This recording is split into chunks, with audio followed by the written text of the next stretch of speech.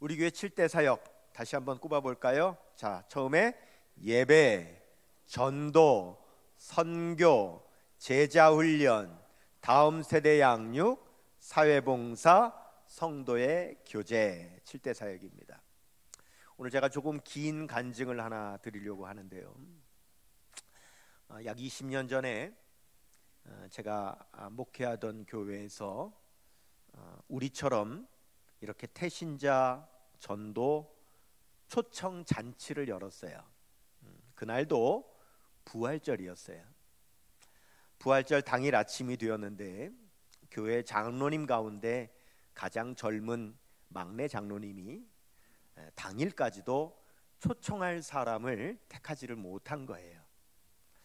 그래서 교회를 올 때에 무거운 마음으로 홀로 발걸음을 옮겨서 초청 잔치인데 이제 혼자 가야 되는 것이 마음이 무거워 이렇게 걸어가고 있었어요. 그분은 원래 그 교회가 있는 마을에 살다가 오래전에 저 멀리 있는 강릉으로 이사를 가신 거예요.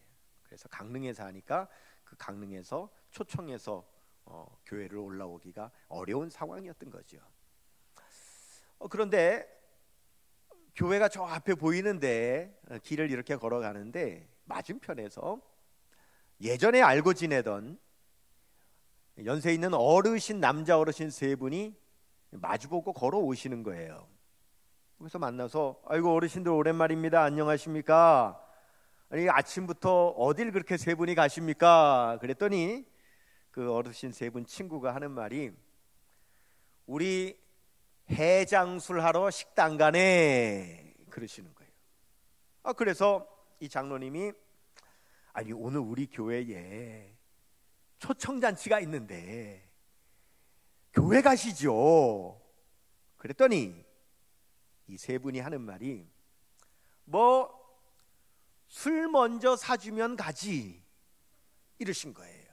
그러니까 이분들 생각에 주일 아침에 설마 장로가 술 사주겠나 싶어서 농담을 던진 거예요. 근데 이 장로님의 마음이 다급했던지 사드리겠습니다 하고는 세 분을 데리고 정말 식당에 가서 술을 사드린 거예요. 그랬더니 이 어르신 세 분이 아니 뱉은 말을 뭐 어떻게 어길 수가 없어가지고 부활절 아침에 생전 처음 술 먹고 얼굴이 벌개져가지고 부활절 예배에 세 분이 참석을 한 거예요. 제가 강단에서 이제 보지 않습니까? 처음 보는 어르신 세 분이 진짜 얼굴이 벌개가지고 앉아 계시는데 그 중에 두 분은 떨어져 나갔고 한 분이 그날 은혜 받고 그날 등록을 하신 거예요.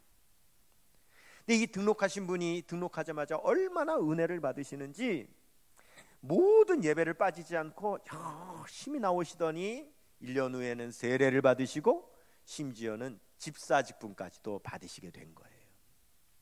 이분의 이름이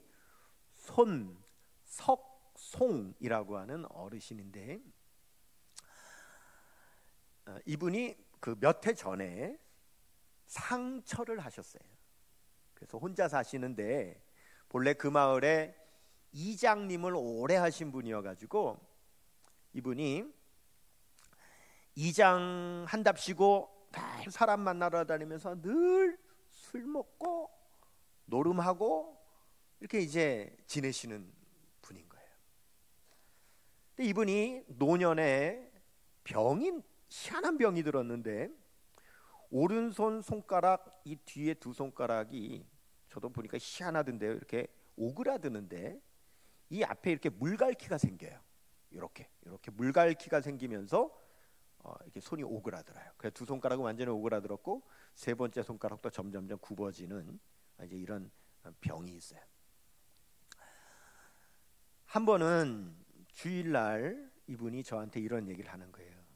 목사님, 제가 젊어서 이장한답시고 밖으로 나돌아다니면서 사람들 만나 술 먹고 노름하고 제 아내 속을 참 많이도 제가 썩였습니다. 그래서 그런지 이렇게 노년에 제가 병이 들어서 손가락이 구부러졌는데 병원을 왜 안 갔겠습니까? 병원을 그렇게 다녀도 병원에서도 치료를 못하는 거죠. 그런데 제 아내가 세상을 떠나고 혼자 살아도 늘 친구들이 찾아와서 술 먹자, 노름하자 그러니까 사실 그렇게 외로운 줄 모르고 지냈었는데 손가락이 오그러든 다음에 이게 동네 친구들을 만나면 악수를 할 거 아닙니까? 그러면 손을 이렇게 내밀면 이 친구들이 여러분 왜 그 시골에 남자 어르신들끼리 만나면 좀 짓궂지 않습니까? 남자들끼리 그런 게 있으시잖아요. 그러니까 이분들이 악수를 하라고 손을 내밀면 이 손을 탁 치면서 이런다는 거예요. 야 임마 나는 5손가락 내미는데 너는 임마 3손가락 내밀면 임마 내가 2손가락이 손해잖아. 이런다는 거예요. 농담인데 이분은 그게 너무 큰 상처가 된다는 거예요. 그런데 교회를 나와보니까 예수님을 믿고 신앙생활을 해보니까 세상 친구들은 고쳐주지도 못할 거면서 놀리고 내 마음에 상처를 주는데 교회 나와 구역 예배를 드리면 집사님 하나님께서 고쳐주실 거예요. 위로하면서 다 함께 기도할 때마다 우리 집사님 고쳐주세요 하면서 그 기도하는 그 기도가 자기한테는 너무나도 큰 위로가 된다는 거예요. 그 말을 듣는데 제가 너무너무 감동이 됐어요. 왜냐하면 사실 제가 어떤 의식을 했겠습니까? 여러분 그분이 저하고 늘 악수할 때마다 그렇죠. 그분이 손가락 3개 내밀고 제가 5손가락 내미는데 아니 집사님 왜 나는 5손가락 내미는데 집사님은 3손가락 내밉니까? 제가 안 그러지 않습니까? 그러니까 아무 그냥 개념 없이 생각 없이 그냥 늘 악수했었는데 그 얘기를 듣고 나니까 그래서 그 다음부터는 주일날 예배 드리고 나서 저하고 악수할 때 제가 항상 그 2손가락을 늘 한 번씩 만지면서 하나님 이 손가락 펴지게 하여 주세요. 그러니까 그냥 악수할 때 그냥 악수하는 게 아니라 이렇게 잡고는 펴지게 하여 주세요. 펴지게 하여 주세요. 매일 그렇게 악수할 때마다 제가 짤막하게 늘 기도를 해드렸어요. 그렇게 계속 기도를 했는데 여러분 어느 날 이분의 손가락이 펴지는 역사가 일어난 거예요. 5손가락이 다 펴진 거예요. 그래서 악수할 때 정말 손가락 5개를 다 펴서 악수할 수 있는 그런 손이 된 거예요. 설마 펴졌겠나 의심이 되시는 분이 있다면 033-335-5006으로 전화해서 그런 일이 있었냐고 물어보세요.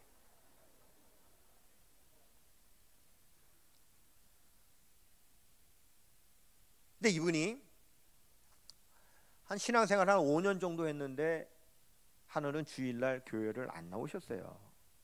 그 저녁 예배가 있었는데 저녁 예배까지 마치고 그분 전도했었던 그 장로님하고 저하고들이 그 집에 신방을 갔어요. 누워 계셔요. 목사님 오늘 몸이 좀 불편해서 못 나갔습니다 그러셔요. 근데 이분이 이런 말을 합니다. 목사님 제가 예수 모르고 산 70년의 인생보다 예수님 믿고 성도님들과 교제를 나눈 그 5년의 삶이 제 인생에서 훨씬 더 행복했습니다. 그렇게 얘기를 하세요. 그래서 그분을 위해서 기도해드리고 그리고 나왔는데 다음날 아침에 전화 왔어요. 간밤에 주무시다가 천국 가셨다는 거예요. 돌아가신 지 근 20년 가까이 됩니다. 그분 보여드릴 수 있을 것 같아요. 네, 바로 이분이세요. 네. 저도 꽤 젊죠?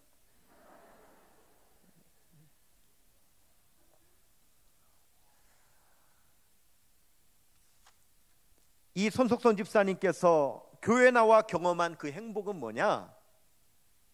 여러분 성도의 교제의 행복이었던 거예요. 세상에서 받을 수 없는 위로, 그리스도인들끼리 나누는 그 기도와 사랑의 교제, 그거 경험하신 거죠. 여러분 교회가 처음 세워진 초대교회부터 지금까지 교회에는 성도의 교제가 있습니다. 오늘 본문 사도행전 2장 42절에 이렇게 말씀합니다. 그들이 사도의 가르침을 받아 서로 뭐하며?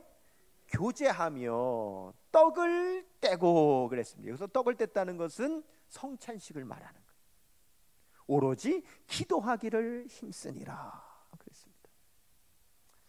여기 이제 이 교제라고 하는 단어가 헬라어로 코이노니아인데, 이 코이노니아가 여기는 교제라고 번역이 되어 있고 성경의 다른 부분에는 어디는 사귐 이렇게도 번역이 되겠습니다. 교제나 사귐이나 같은 거예요. 근데 여러분, 이 교제, 이 사귐이 꼭 교회만 있나요? 예수 믿어야 교제하나요? 예수 믿어야 사귀나요? 아니죠. 우리가 이 세상을 살아가면서도 우리는 교제와 사귐이 참 많습니다. 왜냐? 교제라고 하는 것은 사람의 관계 속에서 일어나는 보편적인 상호작용이기 때문에 우리는 어디서든지 사람을 만나면 그 사람과 교제하는 교제권을 가질 수 있게 돼 있는 겁니다. 우리는 세상을 살면서도 세상의 사람들과도 우리는 교제를 나누는 거예요. 믿지 않는 사람들과도 우리는 다양한 교제권을 가지고 있는 겁니다.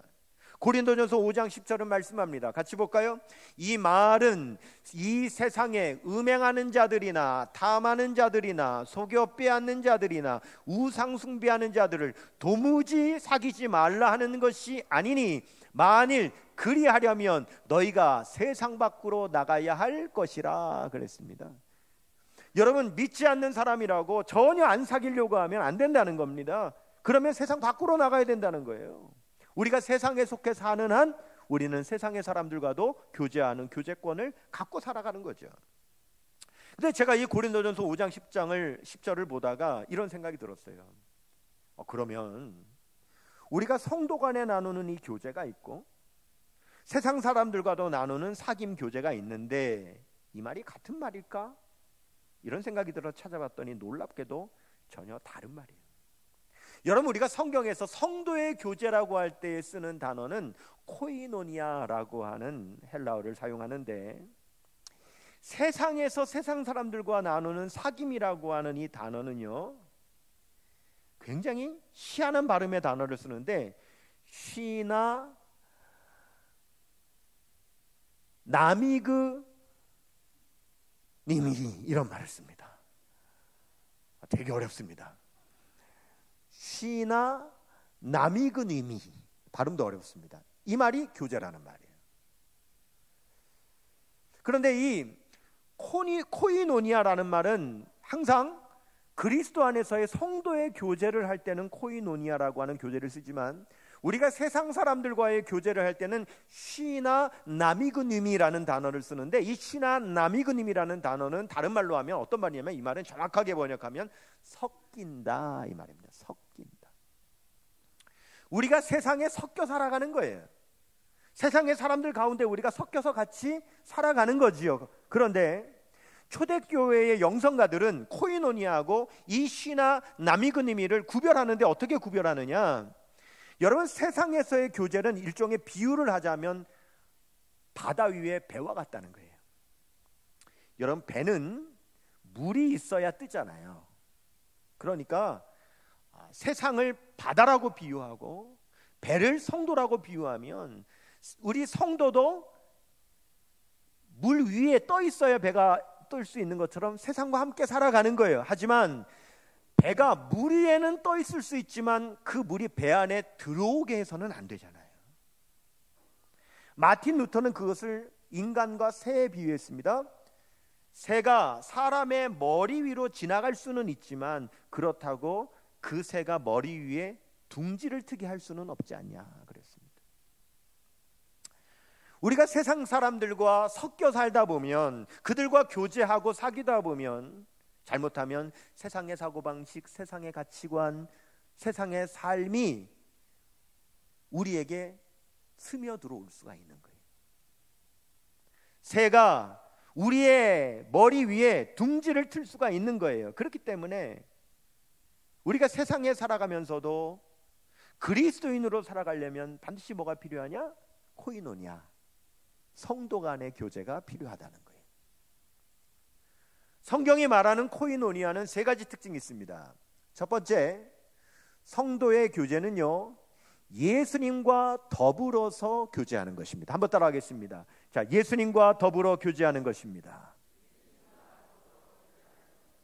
고린도전서 1장 9절 읽겠습니다. 너희를 불러 그의 아들 예수 그리스도 우리 주와 더불어 교제하게 하시는 하나님은 미쁘시도다. 아멘. 여러분, 성도 간의 교제, 교회에서의 교제는요, 예수님이 빠지는 교제가 아니에요. 예수님이 중심에 계셔야 돼요. 예수님이 함께 하셔야 돼요. 그러려면 우리의 교제 가운데는 찬양이 있어야 돼요. 우리 주님을 높이는 찬양이 있어야, 그리고 기도가 있어야 우리 주님과 교제하는 성도 간의 교제가 되는 거예요.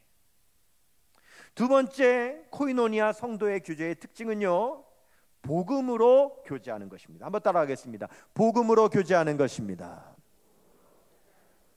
빌립보서 1장 5절 말씀하죠. 같이요. 너희가 첫날부터 이제까지 복음을 위한 일에 참여하고 있기 때문이라 그랬습니다. 여기 보니까 우리가 예수님을 믿은 그 첫날부터, 초대교회가 세워진 그 첫날부터 계속 뭐 하고 있느냐, 복음을 위한 일에 참여하고 있다 그랬는데, 여기 참여라는 단어가 코이노니아예요. 사실은 이 말은, 참여라는 말로 저는 왜 바뀌었는지 모르겠는데, 이전에 개역 그 한글판 성경에는 이렇게 써 있었어요. 복음으로 교제함이라, 이렇게 돼 있었어요. 저는 차라리 그 옛날 번역이 더 나은 것 같아요. 복음으로 참여함이 아니라 복음으로 교제함이라. 여러분, 우리 성도들은 복음으로 교제하는 거예요? 말씀으로 교제하는 거예요? 우리 성도들의 교제의 교과서는요, 여성중앙이 아니라는 거예요. 연예가 중계가 아니라는 거예요. 무슨 신문이 아니라는 거예요. 성도들이 나누는 교제의 내용은 복음으로, 하나님의 말씀으로 나누는 교제이지, 세상의 가십거리, 연예인들의 이야기, 아니면 물질적인 이야기, 정치적인 이야기가 성도의 교제의 대화거리가 아닙니다. 우리는 말씀을 나누는 거예요. 복음을 나누는 거예요. 세 번째, 성도의 교제의 특징은요, 자, 믿음으로 교제하는 겁니다. 한번 따라하겠습니다. 믿음으로 교제하는 것입니다. 빌레몬서 1장 6절 같이 읽습니다. 이로써 믿음의 교제가 우리 가운데 있는 선을 알게 하고 그리스도께 이르도록 역사하느니라. 아멘. 여기 보세요. 성도의 교제는 결국 어디에 이르냐면 예수님께 이른다는 거예요. 바꿔 말하면, 여러분, 우리 성도님들이 성도의 교제를 하고 나면 어떤 결과가 나와야 되느냐? 믿음이 성장돼 있어야 되는 거예요. 성도의 교제를 하고 나면 막 믿음이 성장돼 있어요. 그러려면 어떻게 해야 됩니까? 간증을 나눠야 돼요. 기도 응답을 나눠야 되는 거예요. 그럴 때에 믿음이 성장하는 거예요. 건강한 교회 기준과 모델은 어디나 항상 초대교회입니다. 초대교회가 기준이에요. 우리 역천성결교회가 지향하는 교회의 모델은 10년 전, 20년 전, 30년 전, 40년 전, 50년 전의 역천교회가 아닙니다. 이 세상에 어떤 교회든지 간에 그 교회가 지향하는, 닮기를 원하는 교회의 모습은 여러분 초대교회예요. 근데 여러분, 그 초대교회는 어떤 교회였느냐면요, 심지어 하루에도 3,000명씩 회개하고 더하여지는 교회였습니다. 오늘 보면 사도행전 2장 42절 바로 앞절 41절이 뭐라고 써 있는지 한번 같이 읽어볼까요? 같이요. 그 말을 받은 사람들은 세례를 받음에 이날에 신도의 수가 몇 천이나 더해요? 3,000이나 더하더라. 하루에도 3,000명이 더 들어오는 교회였어요. 근데 여러분 보십시다. 그 다음 구절이 뭡니까? 사도의 가르침을 받아 서로 교제하고 떡을 떼며 오로지 기도하기를 힘쓰니라. 여러분, 매일 3,000명이 전도돼서 더해지는 교회였는데, 그 초대교회에 늘 무슨 일이 일어나느냐? 교제가 일어났다. 코이노니아가 일어났다는 거예요. 여러분, 이게 가능합니까?